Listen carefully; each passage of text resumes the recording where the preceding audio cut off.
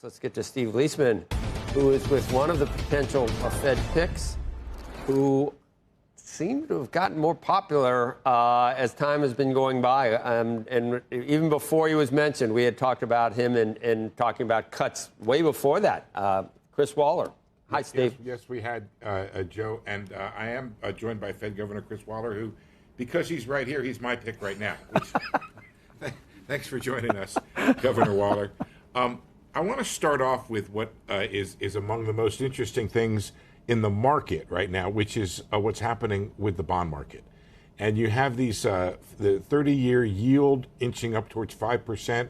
The 10-year seems to be stuck around 4.27. The 2-year seems to be anticipating, I don't know what, but a lot of rate cuts from the Federal Reserve.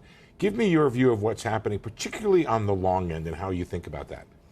Yeah, I think on the long end, which of course we really have very little influence over 30-year yields, they've been ticking up. We've also seen some of that globally yesterday. But the 10-year's kind of been anchored right where it is. So if there's anything that was worrisome that was driving the 30, you'd think it would also start affecting the 10. But it's not. It's kind of anchored there. And as you said, on the short end, the markets are certainly pricing in cuts from the Fed in the next few months, which is probably a reasonable estimate. So it kind of makes sense in the short end. The long end, I'm not exactly sure, and the 10-year is kind of staying there. The 10-year came down a little bit from about 4.30 down to around 4 or 4.40 down in that area. So it really hasn't moved much, and it's got a little bit of the Fed cut built into it. The 10-year does. Yeah, but it's 10 years out. So, thinking a couple of cuts in the next few months is unlikely move rates 10 years out. So give me your view of why the 2-year looks like it's potentially got a couple cuts in it. Is that your view? Is it one cut and then many more? How do you game things out over the next several months? Well, I've been clear that I think we should be cutting at the next meeting. The labor market has come in much softer. When I first said this with you, I think a while back, June. Yeah. People thought I was crazy. But once the labor market data came in on August 1st, it became pretty clear that the labor market was not performing up to what everybody thought from the original estimates. But we were getting all this anecdotal evidence at the time saying no hiring, no firing, firms are laying off, rates were going up for new entrants, AI was potentially causing problems.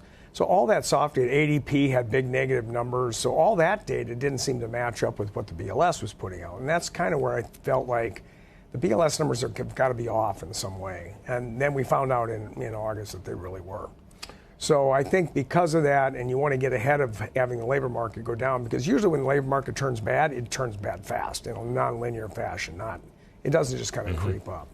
So for me, I think we need to start cutting rates at the next meeting, and then we don't have to go in a locked sequence of steps. We can kind of see where things are going because people are still worried about tariff inflation. I'm not, but everybody else is.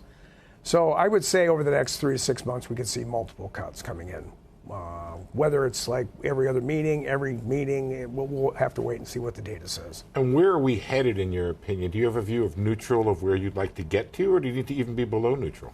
Well, like I said, I usually use the SEP benchmark. That's the Summary of Economic Projections. That's the average of all the Fed officials and their long-run rate. Right. So that gives me kind of a benchmark where the middle of the committee seems to be, and I use that to think about where neutral is.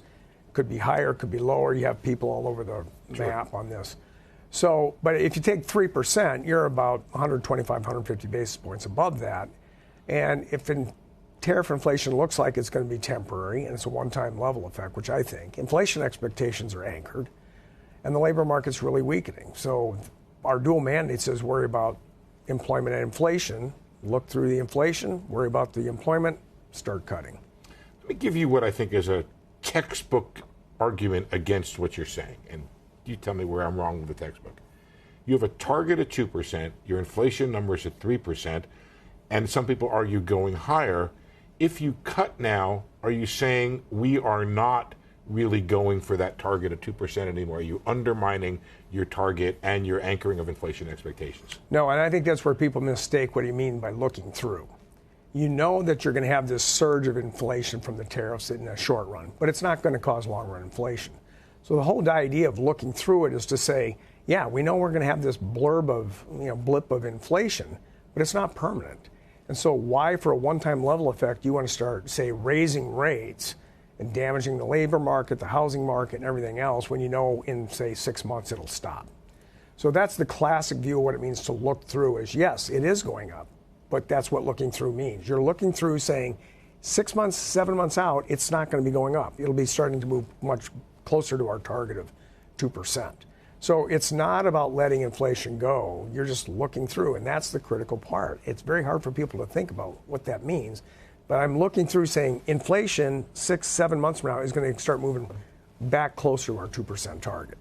Do you think that over time that the inflation numbers will be clear as to what the direction ought to be in terms of how much you should be cutting, and that whether or not you start to get that help from the service side and the housing inflation starts coming down, and it'll be clear to everybody out there? Yeah, that's why I said what we want to do is start cutting because of the labor market, but we can always adjust the pace depending on how the data comes in. So I kind of use this analogy that, you know, when I was in college in northern Minnesota, I'd drive home for Christmas. I knew what the ultimate destination was, but how fast I got home depended on the weather, which is the incoming data. And that's kind of where we're at now. We kind of know we want to get towards neutral. We know roughly how much you might want to cut, say 100, 150 basis points. But how fast we get there is going to depend on the data that comes in. Is the speed something where you feel like if you remain at a certain place, you're still putting downward pressure on inflation because you would remain above neutral? Yeah, if your rates are above what you think is neutral, which for at least half of the committee is 3%, then policy is still moderately restrictive. Some of my other colleagues have a much higher neutral rate, so they think we're barely restrictive. So that's really kind of the thing, is where you think neutral is depends on how much you think there's restrictive policy. And I think we see it in a lot of sectors. You're not seeing housing taking off. You're not seeing auto sales booming. These are things that are typically interest sensitive on the household side that we're putting downward pressure on. Turn to another important issue out there. Your colleague, Lisa Cook, has been essentially fired by the president. What's your reaction to that? Do you still consider her to be a Federal Reserve governor? Look, Steve, this is in the courts. This is no longer an issue for me. The courts will be deciding soon how this is going to play out. So I really just don't have any comment. Has she been at work? I don't really have any comment on this. All right. I haven't been at work that much. I've been in Jackson Hole in Miami and everywhere else. So let me ask you just a few more questions about that. Do you feel as if this is a challenge to the independence of the Federal Reserve? You know, the independence of the Fed is critical for everything we do. And, you know, there are things that are going on that make people worried. But I still believe that we have an independent Fed. People that are appointed will behave that way and act in an apolitical fashion. So I think no matter what, the Fed will maintain its independence. You are one of the people who have been named as a potential candidate for Federal Reserve Chair. Have you met with Treasury Secretary Scott Bessent? I've met with Scott in the past, but it wasn't an interview for this job. It was just more of talking, and particularly some of my speeches and things like that. So it was a while back, but we haven't had any kind of interview yet. Do you have one scheduled? Is that? No, I don't at this moment. So just one last question here. How much concern do you have for the economy right now and the consumer? Is recession something that's in part of your thinking, one of your outlooks, or is that you think we avoid that and just have slower growth? What's your baseline outlook? Yeah, I don't see recession in my forecast at all, but I do see slower growth through the year, mainly because of the tariff impacts. I mean, tariffs are a tax. Taxes are never typically good for growth. So, you know, you're going to get some slow growth out of this. But I don't see a recession. But I think there's a lot of other stuff that is driving the labor market down. And I do think it's all on labor demand. A lot of talk about immigration. It's all about immigration. But if immigration was just a decreasing labor supply and labor demand was stable, you would see wages starting to be bid up. You'd start seeing vacancies going up. We're not seeing that. So all the labor supply is doing is masking this declining, falling labor demand, which from a Fed's point of view is not a good thing. Our goal is not to say, hey, the unemployment rate is great while labor demand and job creation is falling. That's not what our objective is. It's maximum employment. Fed Governor Waller, thank you for joining us. All right, thank you, Steve. All right, Joe, back to you guys. Did you guys all take a vote? Do you have an opinion yet, Joe? We think we should cut. No, on who should be Fed chair. Sorry. No, and I was just speaking for. I was just speaking for my cut early and often, baby. Let's go. Let it rot. No, I don't know. I'm kidding. On which subject? On who should be? I like Waller. I do. He's a research director, Joe. He worked for Bullard for a bunch of years. I like Bullard, too, a lot. You like Bullard? I like Bullard a lot. I don't want to say. I mean, I love all my children. I don't know whether to say Chris or James. I think we should have a little round table and take a vote, Joe, is what we should do. Because we've got Zervos coming up later. We had Malpass yesterday. It's a tough call.